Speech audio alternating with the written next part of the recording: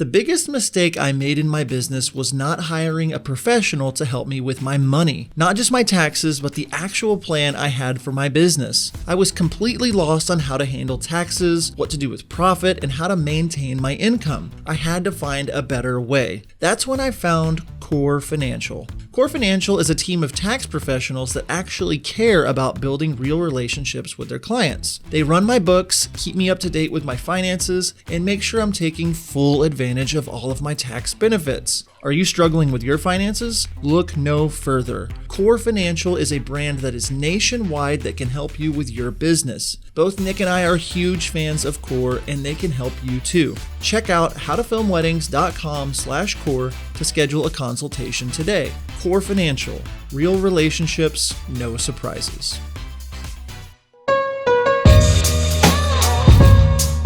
Hello and welcome to this week's episode of the How to Film Weddings podcast. My name is Nick Miller. John will be joining me in a minute. Earlier this year, we had the opportunity to speak at WPPI, and we thought it would be a really cool thing to let you all hear some of that class that we taught there. So this week's episode of the podcast, we will be giving you a glimpse into our class from WPPI. Please enjoy. But one thing that we wanted to do, because we knew that we would have some video people in here, was go over the consultation guide that we have that can help you book more clients. Yeah, and I think that for me, the way that I've always thought is I'm always thinking so far ahead. Like, it's kind of a pro and a con, but I'm always thinking, okay, in 3 years, if I do this today, I'll get to this goal. And so for me, I'm always thinking how I can take great care of people now and then slowly but surely raise my prices by serving and not selling. And so what we wanted to do is, like, when we're thinking about WPPI, it's like there's so much information that comes at you. We wanted to give you something that if you could just raise your prices or make $300 to $500 more per wedding, you know, if you're shooting 20 weddings and we can help you make 500 more per wedding, we've helped you $10,000 worth this year and $10,000 next year. And so one of the things that we do is we really believe in not trying to oversell at the beginning and walking the bride and groom through. You know, if you think about it, it's such a big investment, and if you try to give them everything at once or talk to them about everything at once, it kind of goes system overload. They're thinking, oh my goodness, that's my whole budget, but really what we want to do is we want to slowly and steadily get them to a place where they're seeing the value, and it kind of turns into conversation sooner or later where they are asking you for more things and wanting you to be like, you're almost like their family members, and they're just, if you've built that trust with them and you never try to sell them that they don't need, their pocketbooks come open and you can actually really make a lot while serving them well. And so I want to throw it out there that I'm not ever sleazy or manipulative. I'm never ever going to try to sell them something that they don't want, because if you think about it, if you treat one person that way and then they talk, your business can be ruined so quickly. I don't know how big of cities you live in, but in Tulsa, where I'm from, there's about 500,000 people that live in my city, which is, you know, not a tiny city or anything, but everybody knows somebody, and word travels fast. And so if you are, you know, treating a couple in a way, and yeah, you could charge them a little bit more, but there's been several times where they're like, I really want you at the rehearsal dinner. And it's like, well, what's happening? And they're like, nothing. And it's like, well, that's a $2,000 add-on. Why don't we add on more time on the day? And if you can get them, if you're serving them that way, if you get to that point where they completely trust you and you're not a shady person, you're going to be able to sell them way, way more, which is a bonus. I don't know if you know. Yeah, definitely. So get into that mindset before you do any kind of consultation, before you get any kind of meeting. Only really keep their best interest in mind. I don't have anything to add to that. You covered it really well. Good job. So as we're going through our consultation guideline, we have 10 points, and this is point number 1. And we want to walk you through what we actually do on our sales calls. The first thing that we want to let you know is whenever someone inquires with us, we are getting back with them as soon as possible. And some of you might have the policy, within 24 hours. I am telling you that is too long of a time. Even 5 hours sometimes is too long, but I would say same business day for sure. And if I get an inquiry and you might be in the middle of doing something else, if it's something that you can break away from and email them back instantly or text them instantly, that is going to drastically help with getting them on the phone call and then getting a booking from them. Yeah, so many times that's happened where I've waited 3 hours and they're like, oh, sorry, I already found somebody. It's like, okay, well. Yeah. So get back with them as soon as possible. John and I both ask for phone calls. I know some of you might be sitting there saying, ooh, that's scary. I don't like that. I would rather just do everything over text or do everything over email or something. And that's totally fine in your business. Statistically, it is proven if you can get someone on the phone, on FaceTime, an in-person meeting, your booking rates go up. Okay, it's proven. Whenever you can talk to someone, you can see their face, you can hear their voice, your booking rates will go up. So that's the main reason why I always ask for a phone call. We get an inquiry, and I let them know if we're available or not. I don't share my full price list with them at that time. What I say is something along the lines of, we are available. I would love to talk to you. Thank you for sharing your story. That's a little part of our inquiry form is, asking them for their story. And then I say, this is our starting price. And then if you have room in your budget, I would love to connect with you via phone call. Do you have time today at 3 o'clock? In a perfect world, I'm getting an inquiry at noon, email back at 12:15, phone call at 1 o'clock. Like in a perfect world, something like that. How many of you all have set up a meeting before, did the phone call or the meeting, only to find out that the couple has nowhere near the budget to actually book you? Has that ever happened to any of you guys? You have like a great call and you've connected and it's like, we're soulmates, it's gonna happen. Like, we're gonna book you. And then all of a sudden they're like, yeah, we have a $500 budget for video and for photo, and we need you there for 3 days. And you're like, oh, no, I just wasted all this time. And so pre-qualifying them before even getting into this is going to save you so much time. We always recommend to have a few questions on your inquiry form. Obviously the date, we leave a space that just says, tell us your story. And in parentheses, it says something like, we don't mind a novel. If they want to leave a huge story, that's great. The more they give me, the more it helps me serve them and end up selling them more. And some really good pre-qualifiers like John was talking about, asking if they're working with a planner. You all know in your towns who your premier planners are. If you're working with a photographer, who that might be. DJ and band is a great one because if they are working with a band, they're spending money. And then venue, and you can kind of gauge all that by those things. And just because they might put a really nice venue doesn't mean that they have a big budget, because they might have spent their entire budget on their venue. You've met people like that. But it is kind of a good indicator to get you learning a little bit about them. And I will say this, I know that you all don't know us super well, but our heart is not, hey, how can I just see if you have money and charge you a lot? That is not who we are or what we are about. But I have a family, Nick has a family, you have family, and your time is important. And I think so many of us undervalue our time, our skill set. Just to rent the gear that it would take to get to a wedding is usually a few $1,000s. And so if you're not putting that value on you, they're not going to. How many of you have ever had a bride and groom or a couple come and try to book you and you say it's $5,000 and they're like, I really want to pay $7,000. Nobody does that. They're not going to tell you that it's more. And so if you don't value yourself, they aren't going to value you. So our heart is not, hey, let me just try to figure out if you've got money so I can charge you a lot. But it is all about making sure that you are working with couples that see the value that you add. And so sometimes that takes a little bit of work, because if you don't know, they're usually finding you by scrolling hashtags on Instagram, and they don't know what to ask you. So the question that they know to ask is, what do you cost? What are your packages? I don't know. And so you have to immediately stand out as somebody that's just not another name on a spreadsheet. What are you doing to stand out and not just be, okay, Redeem Productions starts at $6,000, let's contact somebody else. How are you interacting with them? Did you shoot them a text really fast? And so that's different for every one of your businesses. But if you're not thinking about how you can stand out and be a little sticky, then you're going to miss out on it. And so getting into that headspace from the very beginning, really going fast into connecting with them. If they've messaged you today and you follow up in 2 days, they don't even remember that they messaged you. Like, that's not even on they don't even, they're like, who are you? Like, how did that? And so that is so very important.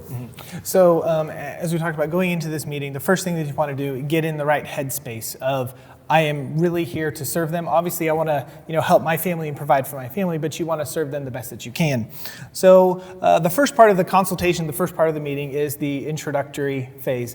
The little script I have in my head goes something like this: hi, is this Jessica? And she's like, yes, and now is still a good time to talk with you. And then I said, great. And then I set up kind of a flow of the phone call. The worst thing that you can do whenever it comes to this kind of thing is let the person on the other end dictate how the call goes. If you are trying to sell, you want to be in control. So I say, okay, what we're going to do here is I want to hear about you and your fiance. I want to hear about your wedding day. I want to hear about everything you know. And then we're going to get in and I'm going to share a little bit about me and my business and my wife and my family and all that stuff. And then towards the end, we will go over our pricing information. Does that sound okay to you?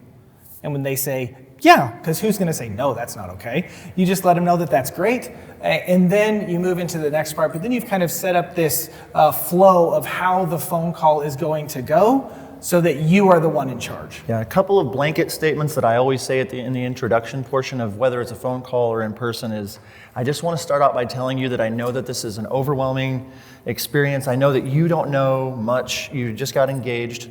I will reassure them that I've been around for a minute and I'm not going to sell them anything that they don't need. I will always tell them my goal with this meeting is X. My goal with this meeting is to see if we get the warm feelies about each other. I want to make sure I'm a good fit for you and you're a good fit for me. So I'm just going to be listening to you. I'm going to tell you about me. I'm an open book, but I really want to hear about you, your heart for your wedding, and then just kind of explain a little bit about what it is that we do to see if we're the right fit. And I say those words like that, and I'm assuming that they're going to book me with everything that I say. Just by putting those kinds of lenses on in your conversation, assuming that they're going to book you, and they've already booked you, and just talk to them as though you've booked. When we do your wedding, we'll do this. Whenever we get to your wedding, we'll do this. Not, if you decide to book us, this. Just little tweaks like that will get them just agreeing with you that they're going to book you. It's not, it's just an easy way to really get them, and getting in that mindset really helps you in that serving mindset as well. Yeah. So after the introduction phase, then you kind of have what we call the connection phase. And what we do in the connection is, I kind of, set it up as, hey, before we, learn more about you guys and talk more about you, let me make sure I have all the information correct. This is your wedding date, this is your venue, this is your photographer. If you have shot at that venue before, if you have worked with that vendor before, say, oh, you guys have the best taste. This planner is the best in town. You are going to be well taken care of. You have great taste. Just kind of building them up and connecting them over the vendors. Oh, you're getting married at this venue. Oh, I actually just shot there this past weekend. Whenever we get off the phone, I would be happy to send you a few films of us shooting at that venue so you can kind of see what we do in a space like that. Trying to connect with them, build rapport, ease tension, let them know that you are professional, that you know what you're doing, and you are someone that they should look to in the whole process. Yeah, I mean, when you're thinking about connection, like if you were going to go stay in Portland, it's like, I'm going to go to Portland and I need somewhere to crash. Like I need somewhere to stay. I mean, yes, you can get a hotel, but if your friends, if you post on Facebook, hey, does anybody know anybody on Facebook that's from Portland? And one of your friends that you trust, if Nick says, oh, I've got a buddy that lives in Portland, I'll connect you. I trust that person. I'll stay at their house. I'll sleep in their house just by that little connection. And so who do you know that they know? Did somebody that you filmed or photographed their wedding before, like, is one of the bridesmaids in their wedding a bride from your past work? Finding a connection and then really working to work that connection. Like, this is somebody that trusted. Like if a bride comes to me and they say, oh, I saw Jimmy and Susie's wedding. It was beautiful. I was in their wedding. You guys did such a good job. I'm bringing up Jimmy and Susie in our call again and again and again and saying, yeah, they loved this film. And I'll just say, honestly, after this call is over, why don't you just give them a call and just ask them their experience with me? Like, I don't do any Facebook ads. I don't do any Instagram ads. All of my marketing is word of mouth because we take such good care of people. And I'll say those kinds of things in the meeting, just reiterating that I'm not going to sell them something they don't need. I'm there to serve them, and I'm there to connect with them. What would you take on if you had an extra set of hands? What would you do with your free time if you didn't have to edit? So many of us get bogged down in the post-production hustle that we never seem time to focus on our business. John and I both felt that way. Until we found Wedditor. Wedditor is a post-production team of top wedding film editors and project managers that give your films and brand the extra eyes, ears, and hands that they need. Not only is Wedditor delivering films we love to our couples faster, but we can invest ourselves fully in other areas of our business knowing that Wedditor has our back. Be the first to know how your second shooters are doing, how those new LUTs work with your footage, and relax knowing your couples are getting the full attention they deserve on every single project. So what could you do with an extra hand? Head over to howtofilmweddings.com/Wedditor, whether you're ready to start now or preparing for next season. Be sure to use promo code HTFW for $50 off your first project. If you're interested in this service, make sure you head over to howtofilmweddings.com/Wedditor soon. Fall 2020 spots are lined up and filling up fast. Wedditor, more than freelance, more than outsourcing. The next thing is about them. I don't know if you guys really realize this, but most people like to talk about themselves. If you give them an opportunity to talk about themselves, they will jump on it and they will do it. So, I say, so just, tell me your story, and let them, talk about who they are and what they do and how they met and all that stuff. And then, say, well, how did he propose? And then get that story. And then a question I love to ask is, were you surprised? Did you know it was coming? And we just get some funny, cute little things that can come out of that. So we're letting them share their story. And then I like to ask a very pointed question that gets them to think a little bit. A couple questions that we like to ask in this phase are, if we could only film 3 moments from your wedding day, what 3 moments would we film? You're like, oh.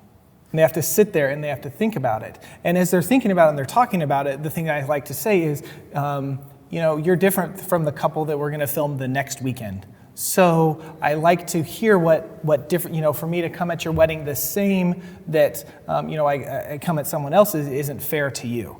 So you can pull those things out. Another one that's really interesting is for me to say, okay, so your wedding is over, you have your wedding film, how do you want to use it?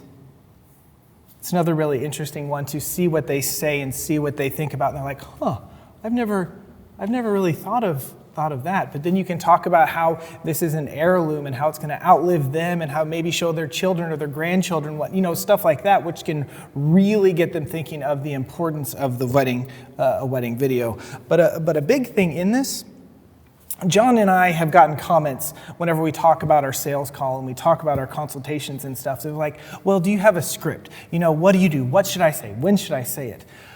A big part of doing a phone call like this is listening to what is being said and then hearing those pain points and responding to those pain points.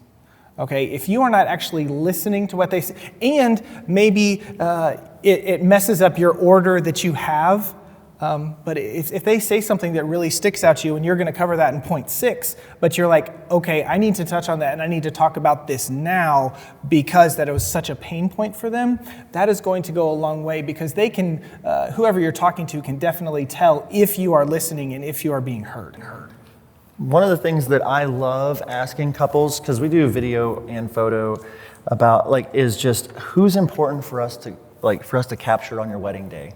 It gets them thinking about more in a nostalgic way. They're not just thinking about what color the flowers are going to be.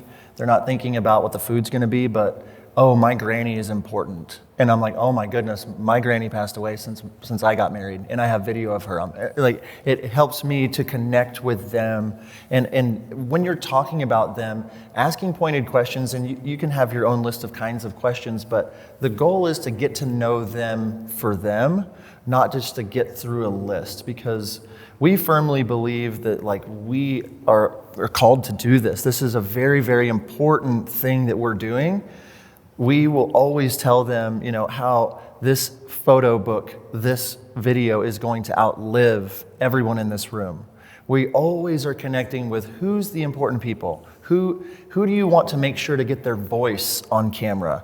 Who do you want to make sure, and that they'll answer, they'll tell you things, and then that gives you the ability to connect with them in such a way where you can learn different ways how you can serve them better. Oh, your grandma's really important. Why don't we do a prayer right before the ceremony? We can bring her in, the girls can come around. Oh, your grandma, great-grandma, mom, you are all going to be in the same room. Let's do a photo together with the 4 of you. Let's put all your hands together. Let's something like that to be able to, thank you. Blake the editor, everybody. But yeah, and that's the thing is like the more that you can know about these couples, yes, you can sell them more, but like after doing this for 13 years and making a big income for a long time, like that's not what gets me going. It gets me excited anymore. What gets me excited is the fact when I run into Sarah and Seth at the mall and they're just like, I can't thank you enough for what you did for me. And that happens starting with our with how we word about us on our website. It starts with how we talk to these people, and that's how I looked at these people I'm going to know you forever if we work together. We're connected now, and that is different than I'm just your video guy or I'm just your photo guy. And so learning about them and remembering that and caring goes so much further and that will make you stick out. That will make you a different, like instead of just being like, oh, it's just another spreadsheet, it's like, wow, that John, that Nick, like they just made me feel good. Like I want them around. They felt like family. I want them at my wedding. So. Mm-hmm. The next step, after we have talked about them and let them share a little bit, then we shift gears and like, okay, let me share some about us and what we do. And the purpose of this is we want to show them why we are the best fit for them. Okay, we want to let them know about us. I start mine off and talk about how Wild Oak Films is a husband and wife team. We've been shooting since 2012 and we've shot over 175 weddings together. So when I say that, and when I say that number, 175, it's like, oh, wow, like you guys have been doing this a while. Like giving them a little bit of social proof, if you will, that we know what we are doing and we've been around a while. And then we go through and we have a list of about 5 things that my wife and I sat down one day and we were like, okay, these are the things that matter to us in our business. These are the things that we do really, really well leading up to the wedding day and on a wedding day that we want to let our couples know about. Okay, so we're talking about that in the consultation. I say stuff like, you're different than the couple for the next weekend. So whenever we edit your film, we make it custom to our couple, because you are different than the couple getting married the next weekend, and that's not fair to you. And our job, our desire is for you not to just watch this wedding film and say, oh, that was beautiful, it made me cry, but say, oh, that was beautiful, it made me cry, and it is us. It just feels like them, a custom work of art. So that's just one of the things that I think is very personal to each business and how you run it and what you do it. But if you can come up with 4 to 5 different things that you do very, very well and talk about you and how you do them well, that is going to take you a long way in their decision-making process. Yeah, and people connect with story. And so, yes, I'm going to be talking about the fact that we've shot a lot of weddings and that we're super pro and we're really good and all that. But the real magic to me happens when I really start to talk about and open up about who I am and why I do what I do. Each of us separately are doing this for different reasons. I have 2 little girls, and I don't know what happened to me when I had these little girls, but they kind of broke me in a way that I cry at bank commercials. I cry at I'm a big softie. I'm crying during Disney princess movies. I cried during Frozen 2. I don't know what happened to me, and I'm always thinking, on a wedding day about those little girls. I'm filming it like I'm filming it for my daughters. I'm filming it thinking about my wife putting on the dress for my little. I get choked up talking about it because it's so important to me. It's so. Sorry, I almost lost it on stage. That was crazy. That would have been awesome. But it's very, very important to me and why I do what I do. And I look at Sarah and Seth and I say, wow, you're really close with your dad. I'm really close with my daughters. I want to capture that. That's why I do, this is so important to me that you have your dad's voice. I've had brides that have lost their parents months after the wedding, before the wedding was actually edited, and Dad was there and did a first look, and we have his voice. And I've answered those phone calls that say, did you get my dad's voice on camera? And it's like, that's the kind of things that I'm not using to sell, but it does sell me weddings because it's who I am and what I'm about. And when people hear the heart of why I do that, that might not attract everybody. That might not be something that some brides really care about. But after I've explained and opened up my heart and laid it on the table, they're like, oh my goodness, like that guy gets me. Oh, I have to have him. And once you get to that point, you're able to show them why you charge what you charge. Yeah, I only take 15 weddings a year because I can't serve 50 clients. I can only take 15, but I've got to put food on the table for my family. So if I'm going to take time away from my family, and with the skill set that I have, this is what it's going to cost, and this is why. And then they understand it and get it. And it's not this weird, brain dump of all the information that I know, but once you probably feel like you know me better now that you know that I have 2 girls. And you're like, okay, that guy's not as big of a punk as I thought he was at the beginning of this talk. And that kind of opens up the door for you to show them that you're a real person and not just something that's on a spreadsheet. Right. And then the next thing, and I'll let John cover this because he really does this very well in his meetings, is you educate them. This is a step that we think is kind of optional. This isn't something that I necessarily do. But what did you say? I said it's not optional. Oh, it's not optional. Okay. I'm kidding. You have to do this just like this. No, I'm kidding. No, I mean, one of the things we really like to do at this point in the consultation, you've connected with them, you've learned about them, they've learned about you. You kind of bring it back in and say, hey, I want to walk through your wedding day with you. I want to show you kind of how it works with us. You don't want to give them every detail you know. You kind of want to give them the Cliff's Notes, just enough for if they have a question, you can answer it, but not overload them with all this information. So if you're educating them, and one of the ways we do that and just show them that we're there for them is to walk through the timeline. We'll say things not like, we get there 95 minutes before you do this, but we'll say, we usually get there an hour or 2 before you put on your dress, depending on the timeline. And everything's kind of a general, not specific. We're not trying to make them uncomfortable or overwhelmed. And we'll say, we know you don't know everything at this point, but let's just kind of work some ideas.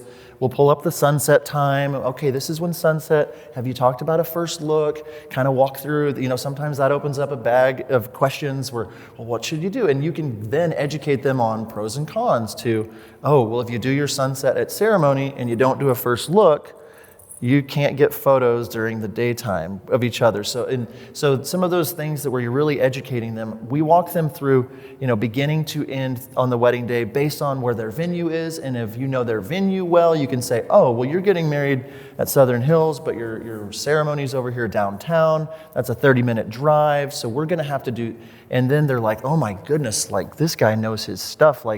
They're helping us so much already, and we haven't even booked them. And that really opens the door for them to feel like, oh no, I can't even do this. I don't want to do this with anybody else. I can't do this without you. So it really, just by walking through that really, really helps them to see the value that you can add in their wedding day or on their wedding day. And then as you're talking about the serving them well, I know that John actually says, and whenever we get off the phone, I'm going to go ahead and send this over to you. So even if they don't book you, now they have this valuable timeline kind of sketched out for them that they will probably use on their wedding day. Because really whoever gives them the timeline first, that's the one that they're going to use. That's kind of how most people are. And so if you just kind of keep this idea of serving them really well, that's going to... I want to say one thing that you made me think of. Sorry, we do this a lot on our podcast where it's like, we're moving on. I'm like, no, don't move on. No, you make me not move on, you. Yes, yeah. That's that way, yes. So when you're doing this, when you're serving them, a lot of times, people won't book, if they don't book you, they have, the main reason that people don't book me is that they don't have the budget. They just can't get there, even though they love me. But if you're treating them well and you're serving them well, so many times, somebody that I've met with and taken the time to just walk through and give them just a little gift of putting together a timeline for them, they will refer me when their cousin gets married and that cousin does have the budget. And so there's so many times where it's like, yeah, my cousin really loves you and has been following you since they were in junior high school and they just couldn't afford you, but they told me all about you. And so long-term play, after doing this 13 years, I've just seen it so many times where by just doing the right thing, long enough, people will refer you, and it turns out, I mean, good mojo comes back to you. And so that was the little thing I needed to add. Okay, thank you for adding that and not letting us move on. You're welcome. The next thing we want to talk about is packages. And so there's lots of different ways that you can handle this, lots of different ways that you can go about this. One of the things that I do is I actually email my pricing over to them after they have set up a phone call. About maybe 30 minutes before the phone call is when I do that, and I let them know, hey, I don't want you to be overwhelmed. We're gonna talk about this in our meeting a little bit, but I just want you to get an idea. And the reason that I do it so soon, like right before the phone call, is I don't really want them to sit there and dwell and think on it. Because the moment that they start to think on it, or the bride is really excited, but guess who is harder to convince? Her fiance. And he's like, whoa, nope. Or, just looking at numbers, that's kind of how guys are. And so you send it to them, and they don't have kind of a lot of time to sit there and process it. And then you get them on the phone and you talk to them. Or something you can do is, if you have your pricing on your website, maybe a page that isn't public, but if you give them the link, they can find it, is when you're on the phone with them and you get to the pricing section, you're like, hey, I'm going to send this over to you. I'm going to email it over to you. Can you pull it up and let me kind of talk through it while we're on the phone? So there's a couple different ways that you can about it, but this is the time where you can kind of sit down and go over your pricing information. Don't get into super detail, because whenever you start, let's say you have a la carte, and if you're line iteming every little thing that you do and the price of that and it's just going over the bride's head, and she's getting frustrated and she's like freaking out because you're overwhelming her. So the best that you can do is say, this is what it includes, and if they have questions, let them ask those questions and answer those questions, but try to be as general as you can be as you've talked through the pricing sheet so that it doesn't crazily overwhelm them. Yeah. I mean, whenever we are walking through, that's the way I do it, is I'll get them on the phone. They know the starting price. I'll actually walk through my prices with them and then send it, so they're not like getting a link and trying to read it all while we're on the phone or whatever. But I think that so many of us forget at this point, because numbers are uncomfortable, right? Like, we're talking about money, and it's like so many of us get to a point where we wouldn't charge more than, we wouldn't pay for that, is what I mean. Like, oh, I wouldn't pay that much for video or for photos, so they wouldn't pay that. And it's like you kind of cap yourself at like what you're willing to pay. And I remember the first time that I really realized that I couldn't afford myself. Like, it was freeing, saying, oh, I wouldn't be able to pay for me. I'm serving a clientele that's a much higher end than I could afford. That gave me a confidence in myself. And go ahead. Well, I was going to say, how many people out there drive a Jaguar right now, or a Lexus? Okay, but do lots of Jaguars and Lexuses get sold? Yeah, I mean, you kind of think of it that way, just because you can't afford that car doesn't mean that those cars aren't being sold and those cars aren't being bought. Okay, if you can, and that is a huge hurdle that I know John and I have both struggled in our businesses, is that, well, I can't afford this, so therefore I can't charge more. Okay, if you can get over that, very freeing. Yeah, I mean, and we always go back to it, like the fact that does the way that you have your package system set up, does that actually serve the bride and make it easier for her or the groom to make a decision? Have you served them with the way that it's set up? Or are you just selling them? Or are you just trying to, and it really transforms the way that you think about everything. If it's like, I want to serve you by having it set up this way. And I will tell the couples, it's like, I don't have a ton of package options. It's one, I film a wedding as if I'm filming it for my daughter. Like, that's the package that I'm selling. I'm not trying to, bait and switch you into something that it's like, I only film weddings the way that I feel like they really need to be done after this much time shooting weddings. And so, I'm not thinking, how can I get one by the goalie or something. I'm just thinking, this is what you really need. I'm going to explain to you why, and then I'm confident in that. I think so many of us are like, my prices are $4,000. You wait 1 second and but I would do it for $3,000 for you. It's fine, I can do that. And so if you're not confident in yourself and what you are selling, then that's going to come across, that is a huge red flag. I mean, can you imagine being at a furniture place and they're like, here's, $3,000 for a couch or two, or it's like, what's wrong with the couch? Why are you, and if you're selling something that's high end, yes, it's going to be a shock to people, but that is part of the branding that I've set up for my company is like, wow, Redeemed Productions is at your wedding.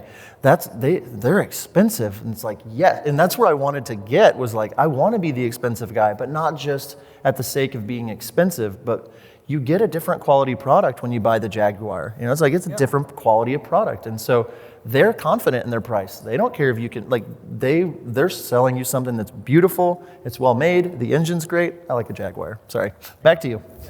Are you tired of just sending a link to your couples when you are done with their film? Do you want to deliver something they can actually see and feel? We are so excited to tell you about Photo Flash Drive. Photo Flash Drive's Playbook video player is a game changer for you and your clients. Live memories in storybook form. Take your delivery experience to the next level with your couples. Photo Flash Drive's storybook is packed with features: a customizable cover, beautiful video quality, easy drag and drop file load, and up to 32 gigabytes in storage. Not only that, you can upload multiple videos to your player so the couple can watch all of their videos in one place. Watch your couple's jaws drop as they open the book and are able to relive the day. The video playbook is a great way to sell additional items to your couple, a great way to offer the full branding experience, and a great way to leave an impression. And do we have a deal for you? Use promo code HTFW30 for 30% off all Playbook video players. Just head over to howtofilmweddings.com/photoflashdrive to see all of the details.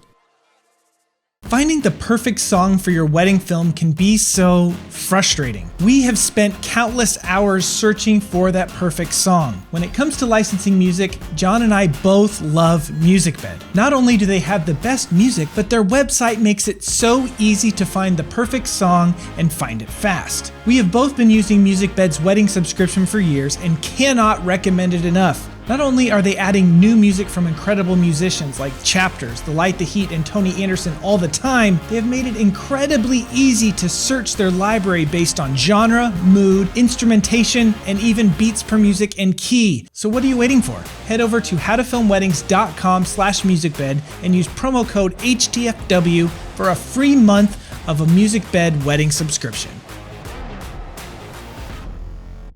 The next thing, go in and talk about reservation. And this is simply, let them know to book your date. You need a signed agreement and a $1,500 retainer is what we say. And that will hold your date. And, we kind of let them know, we do two payments spread over, the time period, split it up. Everything's due a month. Just kind of let them know your process, let them know how everything go so that they are upfront about that. Really not much to say. But then you go into the hard part. And that is where you say, okay, we've looked at the packages, I've gotten to know you. I think that we are going to be a great fit together. What do you think? And then you sit there and you wait. This is really key in like the hard part when asking them if they want to book is you don't talk until they talk. Okay? Because there have been so many times where John was saying, it's $4,000, are you ready? Silent for 10 seconds, oh, I'll do it for 3. When they were gladly willing to do it for 4, but they were thinking, oh, do I want to do $4,000 or bump up to the $7,000 package? And you just gave them the $7,000 package at 3 because you couldn't handle 10 seconds of quiet, okay? So asking them on the phone to book with you and is huge. One of the ways I ask it, just like, so are we ready to go ahead and reserve the day? I know I can get everything set up for you right now. That way we can get it booked. And I will also just kind of let them know just my availability. I know that right now I've booked 18 weddings. I'm booking 20 for the year. I don't mean to be that guy, but I'm going to book out pretty soon. So if you're ready to go, all we need is that retainer. We can work out the details in the next week or so. But if you're ready to book now, and boom. And don't be sketchy about that. Like if you say that, Don't lie. Don't lie. So if you are really willing to do 50 weddings a year and you only have 18, don't tell them you're only doing 20 just to, book them, be honest with them, serve them well. But I actually, this last week, we're the same thing. We want to do 20 this year and we have 17 on the books. And I talked to a girl and I said, well, we're coming up on 20, and I don't know. And she was like, okay, well, just like right on the phone, okay, let's do it. Because we kind of had that conversation and I let her know where we were. Yeah, so many times I've booked just by saying, hey, are you ready to book? I can take your card or a check right now. And I just wait. And then Like, yep, we booked. And if they're like, We'll do some questions here at the end. Just so you know. yeah. And as we do that, if they're like, well, I'm not sure, then you can say stuff like, hey, you know what? I know this is a big decision. Like, we don't want you to willy-nilly. You know, we want everyone on board. So if you need to talk to mom, you need to talk to fiance. You know, that's totally okay. Is it okay if I follow up with you tomorrow? Is it okay if I follow up with you in 2 or 3 days?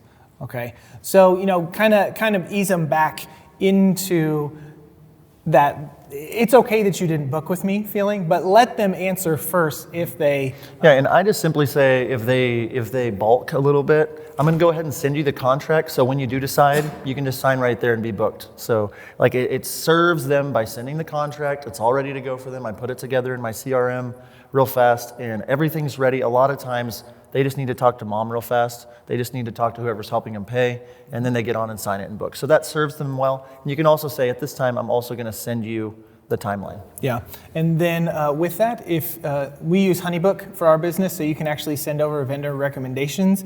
If I've talked to them on the phone and they're like, oh, I still need a florist, or I still need a hairstylist, or whatever. We have an extensive list of people that we have worked with, in the 8 years that we've been doing business. So we're like, here, let me just gladly send you a few vendors that we have worked with, that we work with well, that are amazing at what they do, and then that can serve my client well, but also help serve the people in my community very, very well. Yeah, and for us in our business, vendor recommendations, like vendor referrals, are the number one way besides just regular word of mouth that we get bookings. There's several planners that we always recommend, and you can kind of get a vibe from a couple if they're going to fit well with planner number 1, 2, or 3, and so give them a couple of options. And so that is another way to reiterate your professionalism, the expertise that you have in the city. They're like, we want to do something big with flowers. It's like, okay, you want this person, or we really want to just kind of have a little bit of flowers on our head table. Okay, you want this person. And so those vendor recommendations not are only helpful for the couple, but how many of you all, once you've referred, a vendor, they're just like so thankful and want to return the favor. So that it all works together for sure. And then, the last part of it would be, kind of the follow-up email with the timeline included, with the vendor recommendations. If you want to go ahead and send them a contract just in case, that's a great thing to do as well. So notes about the conversation, and then that makes you a trusted person. It makes you someone that they want to work with and will value you and your opinion. Yeah. You've booked, now what? Yeah. We wanted to go through kind of just real quickly. Why don't you talk about your process in after booking? So a couple things before that. We do host a podcast. There's 90 episodes, and we'll get that in a second, I know, but there's a lot more on this since we're running low on time. So if you just search how to film weddings, and then it'll all pop up there. But so let's say you've booked the wedding, and this to me is super important for making more per wedding, whether it be video or photo. The more that they get to know you, the more that they trust you, the more you learn about them, the more you can offer them services that they might not have been willing or ready to book in the moment. So you might book a couple, and they might book you for your base, option, and they love you. You have time at that point. You follow them on social media. You start interacting with them. We have a couple of template emails that kind of go out that just say things you should think about for your wedding day, or like little just things to serve them well. Well, 6 months before the wedding, we set up a phone call or an in-person meeting where we want to sit down again. Usually we're booking a year out or so. 6 months out though, they know a little bit more about their wedding. And so at that point, we say, hey, let's grab dinner, let's grab coffee, let's do a phone call, let's just connect. Somehow, you want to connect with them. And 6 months out, they know a lot more about their wedding, and hopefully by that point, you've made an impact in their wedding planning. They trust you. And so the 6-month checkup, that's what I call it, is I'll do a checkup, an automatic email goes out where we set up a time. And I'm just gonna, I throw out the blanket statement, hey, I wanna hear what's new with you. Tell me about your timeline. Let's think a little bit about what's been going on. And that meeting itself usually yields me about $1,500 to $3,000 more per wedding. I need a drink real fast. You can say something. Yeah. Do that and you could make more money. All right, good. So 6 months out, like I started doing this, and the people that I want at this meeting are the planner, if they have one at that point, whoever's paying, and at least the bride, or like the couple together is great, but at least one person from the couple to like walk through different things. And then what I do is I will walk through all of the things that I think could serve them that they haven't purchased quite yet. Oh, you're doing a rehearsal dinner. Tell me about that. Oh yeah, we're gonna do 6 speeches at the rehearsal dinner. We're gonna have all of that there so it's not, on the night of the wedding. We don't wanna stress people out. Oh my goodness, such a good idea. That's great. You're gonna be able to get way better speeches. That's, that's something that we offer. And in that 6-month meeting, I'm not saying, okay, the rehearsal dinner, that's $2,000. Okay, what else do you want? Okay, that's $1,500. I'm just listening and absorbing and say, I'll put together a proposal after all this is over with all of the things that we kind of offer, just so you can kind of get a gauge for it. And so we'll walk through and kind of listen to that timeline. And by the end of that meeting, number 1, we've made more of a connection. Number 2, we've really shown them more that we are the professional. And 3, we're able to serve them better by offering them more things. So I might have a booking that starts out at $6,500 for video or for photo, and by the time we hit the 6-month checkup, they added $3,000 more worth of stuff. And it's going to serve them well, and it made me more money per client. 3 years ago, we shot 52 weddings. 2 years ago, 39 weddings. 1 year ago, 32 weddings. Last year, 25 weddings. And then this year, I'm at 18, so I'm able to shoot less. But this year, at 18 weddings, I'm making more than I made with 52 weddings back then. And it's because I've taken better care of the clients. My films have gotten way better. My relationships have gotten way deeper. And the referrals from couples like this are the ones that you want. You have to book John. It is the best thing that I did for my entire wedding. He's the best. And they rave about you. And all of this works together over this slow, steady build. So 6-month checkup, that's what happens with the you've booked now what? A 3-month call is the last kind of call that I do. 3 months out, just kind of checking back in. This gives them time if there are add-ons, like if you do have an add-on, they're not stressed that it's a week before the wedding. Because I've done it before where, okay, we've booked, we'll talk a week before the wedding, and then we get to the week before the wedding and I realize they need 4 more hours of coverage, they need me at the rehearsal dinner, they need photos of this, they didn't think about this, and it's a $7,000 add-on.